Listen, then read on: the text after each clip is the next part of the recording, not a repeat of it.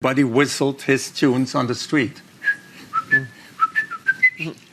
André Rieu is often described as the man who made the world waltz again, but that sentence barely touches the depth of what his life truly represents. To millions, he is the smiling violinist with windswept curls, the eternal gentleman who bows endlessly, the conductor who turns classical concerts into living celebrations. His performances feel like shared dreams, where strangers hold hands, elderly couples rise from their seats, and children laugh while music flows freely through open squares and vast arenas.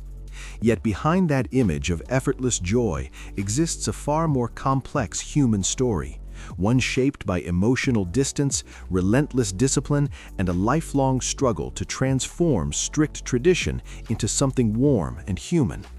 André was born in Maastricht in 1949 into a family where music was not an expression of feeling but a responsibility. His father, a respected conductor, believed in order above all else. Precision mattered more than emotion. Music was something to be mastered, not felt. In that household, there were no gentle reassurances, no comforting embraces after long practice sessions. Success was expected, not celebrated. André later spoke about this absence with surprising calm, saying his parents did not love him in the way a child needs to be loved.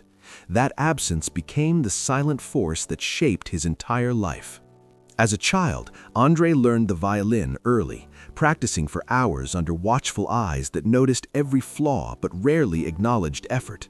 The instrument became both refuge and burden.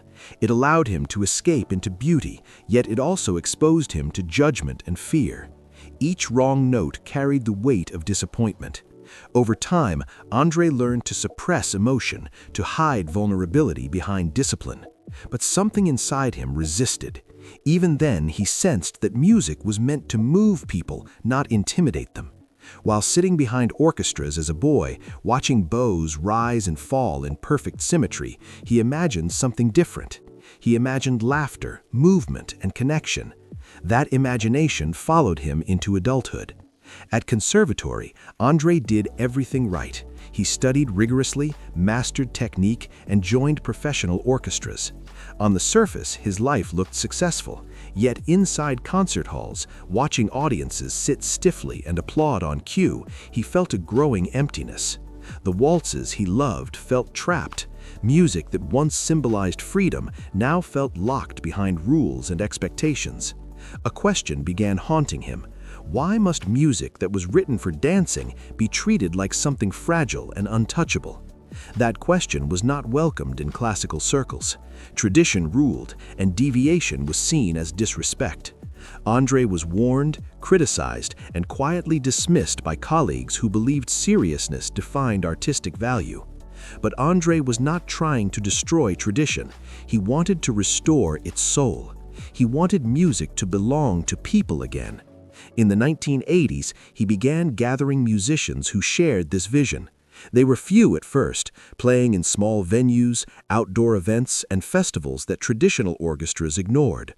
André spoke to audiences, told jokes, invited applause, and encouraged joy. Critics shook their heads, labeling him commercial and unserious. Yet something powerful was happening. People responded. Standing beside André through every uncertain step was Marjorie, his wife and life partner. She saw not just his talent, but the loneliness beneath it. While André dreamed, she planned. She managed finances, schedules, contracts, and logistics, quietly building the foundation of what would become a global phenomenon.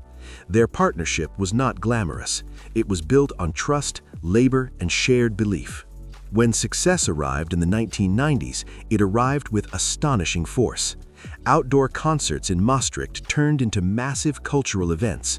DVDs sold in numbers unheard of for a classical musician. Entire arenas rose to their feet, dancing to music once considered outdated. André became a global symbol of joy. But behind the fireworks and applause was immense pressure. Unlike state-funded orchestras, André's entire operation depended on constant touring and ticket sales. Hundreds of people relied on him for their livelihoods. Each performance was a financial gamble involving enormous upfront costs. André was no longer just an artist, he was responsible for an empire. And so he pushed himself relentlessly. For years, his body endured, until it didn't. In 2010, a sudden vestibular illness left him unable to stand without dizziness. Tours were canceled, debts mounted. Lying in darkness, afraid to move his head, André faced a fear deeper than illness, the fear of becoming invisible if he could no longer perform. Recovery was slow and humbling. Simple balance exercises became daily rituals. Progress came gradually, painfully. But André returned to the stage, changed but not defeated.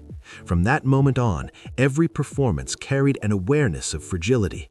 Over time, another shift occurred. Marjorie, after decades of carrying immense responsibility, stepped back as age and health demanded rest. Their bond did not break, it transformed.